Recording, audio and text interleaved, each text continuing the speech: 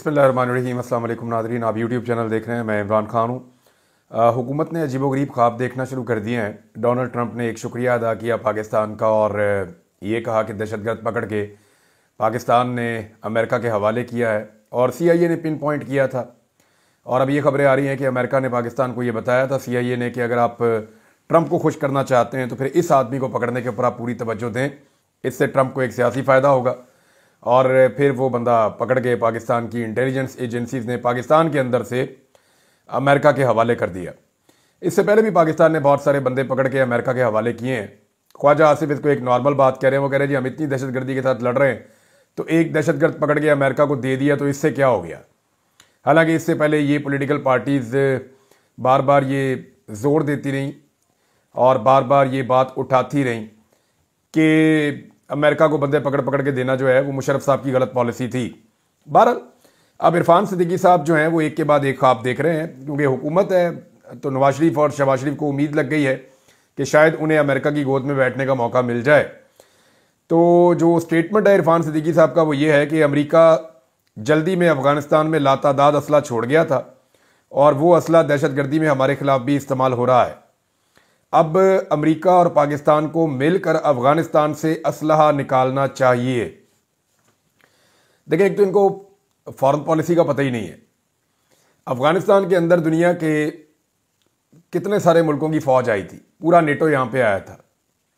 यहां पे trillions of dollar जो हैं वो खर्च किए अमेरिकन ने और यूरोपीय ममालिक ने, लेकिन उसके बावजूद वो अफगानिस्तान के लोगों को शिकस्त नहीं दे सके और फिर यहां से उजलत में ये सारा मलबा छोड़ के भागे। अब अफगानिस्तान जो है वो एक आज़ाद मुल्क है, खुद मुख्तार मुल्क है। आप उसके साथ बातचीत कर सकते हैं, आप उसको ये कह सकते हैं कि आप वेपनाइजेशन कम करें, आप ये कह सकते हैं कि दहशतगर्दी को कंट्रोल करने में आप हमारी मदद करें। आप ये फैसला नहीं कर सकते कि वो अपने मुल्क के अंदर क्या करेंगे और क्या नहीं करेंगे, या उनके मुल्क में या उनकी सोसाइटी में वेपनाइजेशन होगी या नहीं होगी, या वो जो पश्तून है वो हथियारों के साथ रहेंगे या नहीं रहेंगे। यहां पाकिस्तान के अंदर बेशुमार जगह मैं आपको ऐसी बता देता हूं जहां पे हथियार बनते भी और बिकते भी हैं। लाहौर में ऐसी जगह हैं जहां पे इलीगल वेपन्स बेचे जाते हैं। लोगों ने अपने गोदाम बनाए हुए हैं, वहां पे वो हथियार छुपा कर रखते हैं। जब किसी को वेपन चाहिए हो तो लोग जाके वहां से हथियार खरीद लेते हैं। जितने दुश्मनदार लोग हैं उनके पास सारे लीगल वेपन्स तो नहीं होते ना, इलीगल वेपन्स होते हैं। तो यहां पे आप शेखुपुरा चले जाएं तो आपको दुनिया का हर तरह का वेपन मिल जाएगा। आप गुजरात चले जाएं तो दुनिया का कौन सा हथियार है जो आपको वहां पे नहीं मिलेगा। तो हथियार यहां पे भी हैं और बेशुमार है, और उनमें एक बड़ी तादाद जो है वो इलीगल वेपन्स की है। तो अफगानिस्तान जो है वो एक वेपनाइज्ड सोसाइटी है। वहां पे लोग हथियार अपने पास रखते हैं, जैसा कि अमेरिका में लोग हथियार अपने पास रखते हैं, जैसा कि पाकिस्तान में लोग हथियार अपने पास रखते हैं। अब अफगानिस्तान से पाकिस्तान और अमेरिका मिलकर असला निकाले, ये सिर्फ अमेरिका के साथ अपने आप को रीअलाइन करने की एक कोशिश है।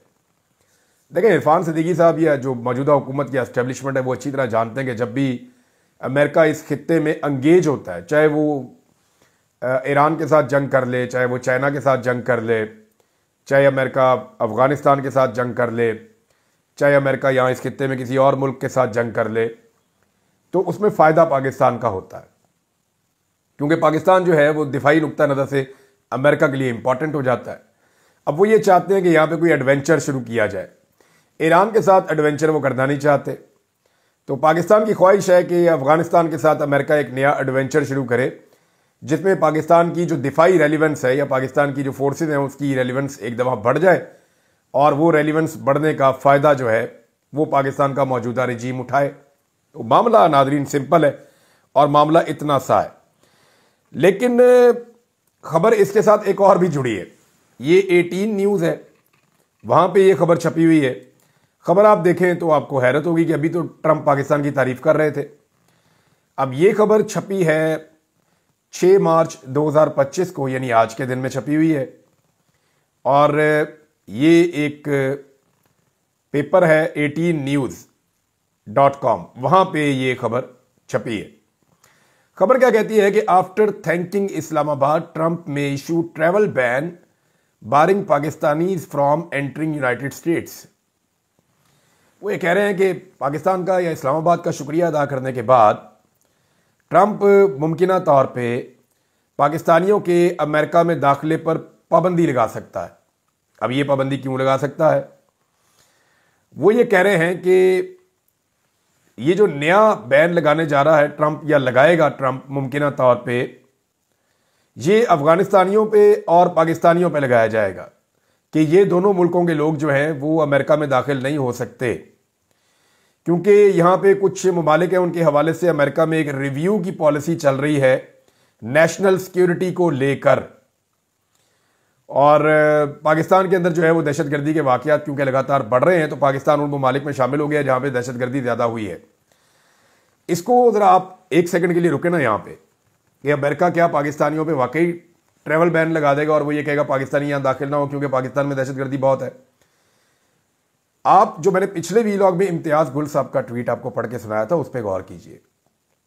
उन्होंने कहा था कि अमेरिका ने पाकिस्तान का शुक्रिया अदा किया एक ऐसी वजह से जो गलत है, कि पाकिस्तान के अंदर दहशतगर्द मौजूद है और अफगानिस्तान तो लगातार ये बात कर रहा है। ज़बीउल्लाह मुजाहिद ने ये स्टेटमेंट दिया, उन्होंने पाकिस्तान के ऊपर ये इल्ज़ाम लगाया कि यहां पे पाकिस्तान में दाइश के अड्डे मौजूद हैं और दाइश को यहां फैसिलिटेट किया गया है और इसलिए ये बंदा पाकिस्तान में था। जब अमेरिका ने मांगा तो पाकिस्तान ने पकड़ के अमेरिका के हवाले कर दिया। बहरहाल अमेरिका ने उसको वहां पे अदालत में पेश कर दिया है और मुबैना तौर पे जो खबरें आ रही हैं उसमें कुछ एतराफ़ भी उसने किया है कि ठीक है मैं इसके अंदर शामिल था और मैं दो लोगों को जानता भी हूँ। तो वो कुछ इन्वेस्टिगेशंस वहाँ पे अमेरिका में शुरू हुई हैं। अच्छा, अब अमेरिका पाकिस्तानियों पे पाबंदी लगाते हुए एक नुक्ता ये भी रख सकता है, अगर लगी तो एक नुक्ता वो ये भी रख सकता है कि जनाब पाकिस्तान के अंदर दहशतगर्दी बढ़ी है। तो इसके हवाले से मेरे पास जो खबर है वो मैं आपके सामने रख देता हूँ। ये ग्लोबल टेररिज्म इंडेक्स एक होता है जो जारी किया जाता है हर कुछ अरसे के बाद, और ग्लोबल टेररिज्म इंडेक्स 2025 में पाकिस्तान दूसरे नंबर पर पहुंच गया है, जबकि गुज़िश्ता साल के दौरान दहशतगर्द हमलों में हलाकतों की तादाद 45% इजाफे के साथ 1081 हो गई है। अच्छा जनाब, अब institute for economic and peace की जानिब से शाया करदा ग्लोबल टेररिज्म इंडेक्स 2025 में गुज़िश्ता 17 बरसों के दौरान दहशतगर्दी के अहम रुझानात और नमूनों का पूरा जायजा लिया गया। पूरी दुनिया के अंदर दुनिया के 163 ममालिक उनकी दर्जाबंदी की गई है और उसमें अब यह पता चला है कि पाकिस्तान में दहशतगर्दी के वाकयात में लगातार इजाफा होता चला जा रहा है। गुज़िश्ता 3 सालों में जब से इमरान खान साहब की हुकूमत खत्म हुई है, दहशतगर्दी के वाकयात बहुत तेजी से बढ़े हैं। 163 ममालिक की फहरिस्त में पाकिस्तान पूरी दुनिया में दहशतगर्दी के एतबार से दूसरे नंबर पे पहुंच गया है। इससे पहले पाकिस्तान जो है वो 9वें नंबर पे था, लेकिन फिर जब इमरान खान साहब की हुकूमत गिराई गई और उसके बाद जिस तरह दहशतगर्द पाकिस्तान में दाखिल हुए, उसके नतीजे में अब पाकिस्तान जो है पूरी दुनिया में जो दहशतगर्दी है उसमें दूसरे नंबर पे आ गया है। और इंटरेस्टिंग बात इसमें यह है कि जिन ममालिक का नाम लेकर पाकिस्तानियों को डराया जाता है, जैसे कि लीबिया का, शाम का, यमन का, इराक का, फ़लस्तीन का, अफगानिस्तान का, इन मुल्कों का नाम लेकर पाकिस्तान को डराया जाता है ना। पाकिस्तानियों को पाकिस्तान के एस्टेब्लिशमेंट के लोग भी ये कहते हैं, पाकिस्तानियों को जो है सियासतदान भी ये कहते हैं, सरकारी मुल्ला भी ये कहते हैं कि देखें जी ये मुल्क कितने बुरे इनके हालात हैं, शुक्र करें पाकिस्तान के पास ये है, पाकिस्तान एक मजबूत मुल्क है, हमारे पास एक बड़ी फौज है, तो हमारे यहाँ पे दहशतगर्दी उस तरह नहीं है, आप अल्लाह का शुक्र अदा करें, तो आपको जो है वो शुक्राने के नवाफिल पढ़ने चाहिए। ये बहुत सारे मुल्ला ये बातें करते हैं।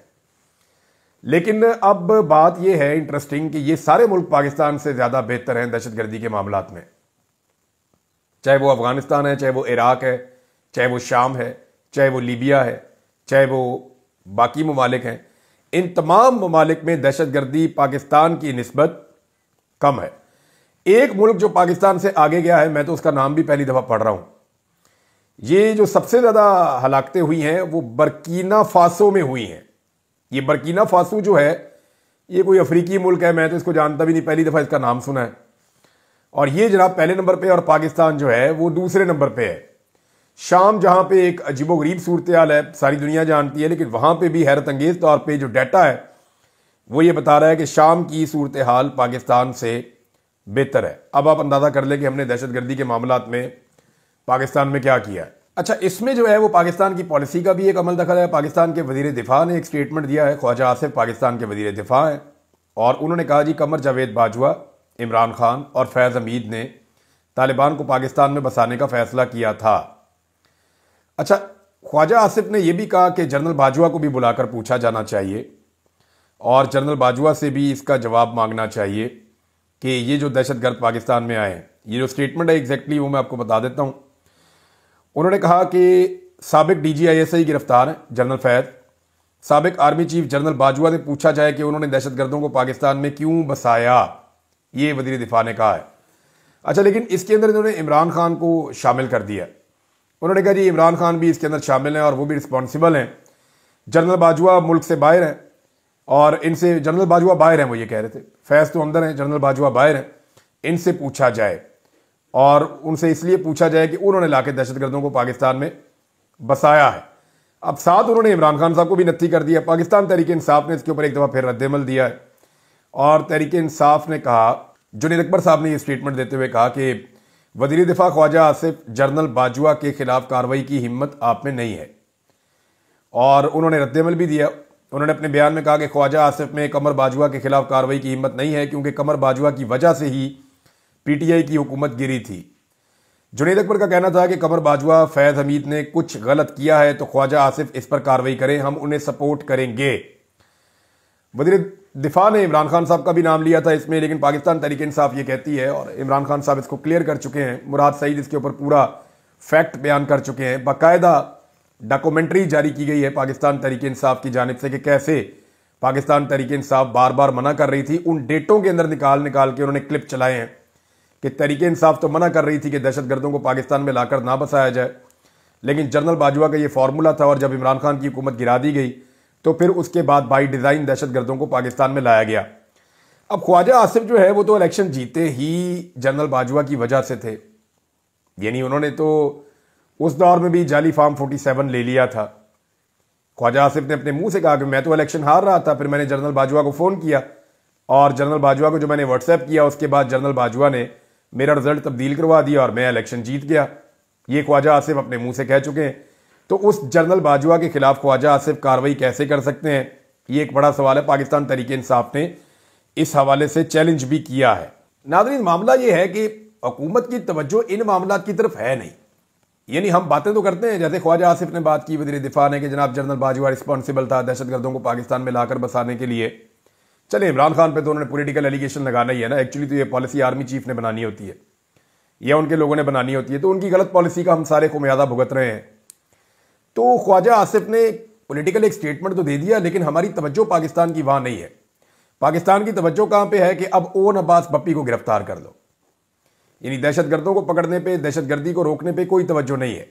हाँ, अमेरिका का हुक्म आ जाए तो हम कुछ भी कर सकते हैं, कोई भी बंदा उठा के अमेरिका के हवाले कर सकते हैं, लेकिन दहशतगर्दी और दहशतगर्दों को रोकने की बजाय ओन अब्बास बप्पी को रोकना है कि वो पंफलेट्स लेकर लोगों में जा रहा है जनूबी पंजाब में, लोगों को बाजारों में मिलता है, सड़कों पे मिलता है, हर जगह पे कंपेन कर रहा है और लोगों को ये बता रहा है कि इमरान खान के दौर में महंगाई कितनी थी और आज महंगाई कितनी है। वो इस हुकूमत को एक्सपोज कर रहा है। और इसके अलावा अभी जो एक वाकया पेश आया, आसिफ जट साहब जो नेस्ले में काम करते थे, जिन्होंने अपने आप को आग लगाई लाहौर हाई कोर्ट में, वहां पे जो है इस मामले को छुपाने की कोशिश की जा रही थी कि चलो इसके ऊपर मिट्टी डाल जाए, ये मामला खत्म हो जाए किसी तरह। लेकिन जब वो उनका इंतकाल हो गया आसिफ साहब का, तो उसके बाद रोला पड़ गया। उनके घर वाले जो है मीडिया ने दिखाया ही नहीं। 5-6 लोग जाके नेस्ले की जो फैक्ट्री है उसके बाहर बैठे हुए थे जनूबी पंजाब में और मीडिया ने उसकी कवरेज नहीं की। मीडिया कवरेज करेगा क्यों? नेस्ले को तो निजी कंपनी कहते हैं वो, और नेस्ले जो है वो एक ऐसा इदारा है, दुनिया का अगर कोई भी मुहस्सिब मुल्क होता तो इस मल्टीनेशनल कंपनी को नत्थ डाल दी जाती अदालत की जानिब से। लेकिन यहां पे अदालत इंक्वायरी ये नहीं कर रही कि एक आदमी की नौकरी भी खाई और अदालत ने उसको इंसाफ भी नहीं दिया, वो बेचारे ने अपने आप को जला दिया, क्यों जलाया, इस पर इंक्वायरी नहीं कर रही। अदालत ने इंक्वायरी करवाई कि पेट्रोल कैसे आ गया अदालत के हाथे में, उन्हें प्रॉब्लम इस बात की है। दूसरी बात की उन्हें प्रॉब्लम नहीं है। हुकूमत की तरजीहात यह है कि ओन अब्बास बप्पी साहब गए थे इनके घर पे भी और हुकूमत इस पे मट्टी डालना चाहती है इस मामले पे। तो अब ओन अब्बास बप्पी साहब को उनके घर से गिरफ्तार कर लिया गया कि ये मुहिम चलाते हैं महंगाई के खिलाफ, हुकूमत के खिलाफ, कंपेन करते हैं, लोगों को मोटिवेट करते हैं और लोगों के अंदर अवेयरनेस देने की कोशिश करते हैं। तो सेनेटर ओन अब्बास बप्पी को उनके घर से गिरफ्तार किया गया। पहली जो इतला आई वो ये आई कि इंटेलिजेंस एजेंसियों ने उनको उठाया, ये उमर अयूब साहब ने क्लेम किया। और उसके बाद पता चला कि जनाब पुलिस और सादा कपड़ों में अफराद आए थे, उन्होंने तोड़फोड़ की और ओन अब्बास बप्पी को सुबह के वक्त जबरदस्ती गिरफ्तार करके ले गए। अब जनाब बाद में सेनेट के अंदर यह बताया गया कि जनाब इनके ऊपर कोई FIR है इलीगल शिकार खेलने की, यानी ये एक बड़ी भोंडी सी FIR है। इलीगल शिकार अगर कोई खेलता है तो उसको मौके पे पकड़ा जाता है या उसको जुर्माना किया जाता है या उसके खिलाफ कानूनी कार्रवाई की जाती है। ऐसे घर के अंदर घुस के इतना सख्त रेड करना, ये महकमा वाइल्ड लाइफ वाले तो ऐसे नहीं करते कि जाके घर में तोड़ फोड़ कर दी, बंदा पकड़ने के लिए जोर लगा दिया, ये कर दिया वो कर दिया। ऐसा तो हमने कभी जिंदगी में सुना ही नहीं, ना कभी जिंदगी में ऐसा देखा। लेकिन यहां हम देख रहे हैं जो हो रहा है। तो हुकूमत की जो तरजीहात हैं वो इन चीजों की तरफ है। हुकूमत की तरजीहात है कि जनाब इमरान खान की मुलाकात नहीं होने देनी। उमर अयूब साहब ने आज फिर ट्वीट करके बताया कि हम लोग इमरान खान से मुलाकात के लिए गए लेकिन इमरान खान साहब से हमारी मुलाकात नहीं होने दी गई। और वो ये भी कह रहे हैं कि जो कोर्ट ऑर्डर्स हैं उनके बावजूद, जिनके अदालती अहकामात के बावजूद, जो जेल के सुपरिटेंडेंट हैं अडियाला जेल के, उन्होंने हमें इजाज़त नहीं दी कि हम साबिक वज़ीर आज़म इमरान खान साहब से मुलाकात कर सकें। और साथ उन्होंने ये भी कहा कि इंटेलिजेंस एजेंसी का एक कर्नल जो है वो कंट्रोल कर रहा है अडियाला जेल को और वो कंटेम्प्ट ऑफ कोर्ट कर रहा है, यानी उसकी ईमा के ऊपर हो रही है। वो ये कहता है कि नहीं मिलवाना तो जजेस का ऑर्डर फारिग हो जाता है और अदालत का अमला जो है, जेल का अमला जो है वो नहीं मिलवाता इमरान खान साहब से। तो यहाँ जो लोग मुलाकात करने गए थे वो बेचारे मायूस वापस आए। हालांकि अभी मैं इस्लामाबाद हाई कोर्ट के जज साहब का वो स्टेटमेंट भी पढ़ रहा था जिसमें उन्होंने कहा था, जब वहाँ पे फैसल फरीद साहब, उन्होंने जब कोर्ट में ये कहा कि ये सुपरिटेंडेंट जेल को आप ऑर्डर दें जज साहब कि ये अदालती अहकामात की पाबंदी करें, तो जज साहब ने कहा जी इनकी जरूरत है कि ये पाबंदी ना करें या अदालती अहकामात को ना माने। तो जनाब ये देखें एक दफ़ा फिर नहीं माने अदालती अहकामात। अदालती अहकामात के बावजूद ये लोग गए और जाकर इमरान खान साहब से मिलना चाहते थे। अदालती अहकामात मौजूद थे लेकिन इसके बावजूद मुलाकात नहीं होने दी गई। नादरीन में सब जमातों को इकट्ठा करने की कोशिश एक मरतबा फिर शुरू हुई है और इस पर जो है वो उमर अयूब साहब ने और असद कैसर साहब ने, इन्होंने स्टेटमेंट भी दिया है। इन्होंने कहा हम पूरी कोशिश कर रहे हैं कि कौमी एजेंडे पर सब जमातों को इकट्ठा करें और पाकिस्तान को नए इलेक्शन की तरफ लेकर जाएं। देखें, अब अगर पाकिस्तान के मसाइल का कोई हल है ना नाजरीन इस वक्त, तो वो एक ही है कि पाकिस्तान में फिल फॉर नए इंतखाबात करवा दिए जाएं। मैं सीरियसली आपको कह रहा हूँ, अगर आपने दहशतगर्दी से निपटना है, दहशतगर्दी को ख़त्म करना है, अगर आपने इदारों और आवाम के बीच में नफरत को ख़त्म करना है, अगर आपने पाकिस्तान की मईशत को संभाला देना है, अगर आपने पाकिस्तान के अंदर गवर्नेंस को बेहतर करना है, अगर आपने पाकिस्तान के अंदर आइन और कानून की हुक्मरानी लेकर आनी है, अगर आपने पाकिस्तान के अंदर सरमायाकारी लेकर आनी है, अगर आपने पाकिस्तान को बेहतर मुल्क के अंदर कन्वर्ट करना है, तो उसके लिए आपको फौरी तौर पे अवामी एतमाद को बहाल करने के लिए एक फिल फॉर इलेक्शन करवाना पड़ेगा। जितनी आप ताखीर करते जाएंगे उतना वक्त आप ज़ाया करते चले जाएंगे। पाकिस्तान में लोगों में एक अदम एतमाद है और वो बढ़ता चला जा रहा है। उसको ख़त्म करने का तरीका नए इंतखाबात हैं और सारी जमातें इस बात पे मुत्तफिक हैं हुकूमत के अलावा। हुकूमत को इस बात का पता है कि जब वो दोबारा इलेक्शन में जाएंगे तो वो इलेक्शन जीत ही नहीं पाएंगे और जब वो इलेक्शन नहीं जीतेंगे तो फिर हुकूमत आ जाएगी दूसरी जमातों की या ख़ास तौर पर पाकिस्तान तहरीक इंसाफ की। तो तहरीक इंसाफ की हुकूमत से ये डरते हैं कि उसके अंदर अकाउंटेबिलिटी होती है। तहरीक इंसाफ की हुकूमत में जो है वो इन्हें इस बात का डर है कि मामला फिर इनके खिलाफ हो जाएंगे, इन्हें फिर मुल्क से भागना पड़ेगा। और इतनी मुश्किल से जूते पॉलिश कर करके ये बेचारे इक़्तिदार में आए हैं, तो अब ये कभी भी नहीं चाहेंगे कि इतने जूते पॉलिश करने के बाद भी इक़्तिदार इनसे छिन जाए। मीडिया भी क्योंकि ये बात जानता है और मीडिया में जो ये बात करता है उससे उसकी नौकरी छीन ली जाती है। मिसाल के तौर पर मैंने आपको बताया ना 25-30 के करीब ऐसे सहाफ़ी हैं जो नामवर सहाफ़ी हैं जिनसे उनकी नौकरियां छीन ली गई हैं और सबको बेरोजगार कर दिया गया है। एक बड़े नामवर सहाफ़ी को शहीद भी कर दिया गया है, अरशद शरीफ को। लेकिन आप ढिटाई का अंदाज़ा कीजिए कि इंफॉर्मेशन मिनिस्टर ने क्या कहा। उन्होंने कहा जी ये तो अपनी वजूहात हैं एंकर्स की या चैनल्स की, ना हुकूमत कोई दबाव डाल रही है, ना रियासत कोई दबाव डाल रही है, ना कोई रियासती इदारा कोई दबाव डाल रहा है। ये जो भी हो रहा है ये खुद ही हो रहा है, चैनल्स खुद ही बंदे निकाली जा रहे हैं। तो इतने पॉपुलर फेसेस जिनकी वजह से चैनल्स पहचाने जाते हैं, क्या चैनल्स उनको निकाल सकते हैं? तो मेरी नज़र में ऐसा नहीं हो सकता, चैनल्स उनको नहीं निकाल सकते। आज जो मुल्क की हालत है, इस हालत से अगर मुल्क को निकालना है तो फिर पाकिस्तान को नए इलेक्शन की तरफ जाना होगा और नए इलेक्शन के लिए सबको बैठकर फैसला करना होगा ताकि free and fair election Pakistan में हो जाए। नाज़रीन, एक और अजीबोगरीब खबर मैं आपको बताता हूँ। ये जो नए जजेस ट्रांसफर करके लाए जा रहे हैं ना, जैसा कि इस्लामाबाद हाई कोर्ट के लिए एक चीफ जस्टिस को लाया गया, तो जनाब अब पता चला है कि जजेस तबादले के बाद ट्रांसफर होकर साथ आने वाले स्टाफ की जानिब से रिश्वत वसूली की शिकायत सामने आ गई। पता चला जी केसेस लगाने के लिए और चीजें फिक्स करने के लिए जो जजेस ट्रांसफर होकर आए हैं उनका अमला रिश्वत वसूल कर रहा है। और इस मामले पे जस्टिस बाबर सत्तार की हदायत पर उनके सेक्रेटरी ने रजिस्ट्रार को खत लिख दिया है। रजिस्ट्रार ऑफिस 2 हफ्ते की फुटेज निकाल कर देख सकता है कि स्टाफ मुतालबा करके रकम ले रहा है।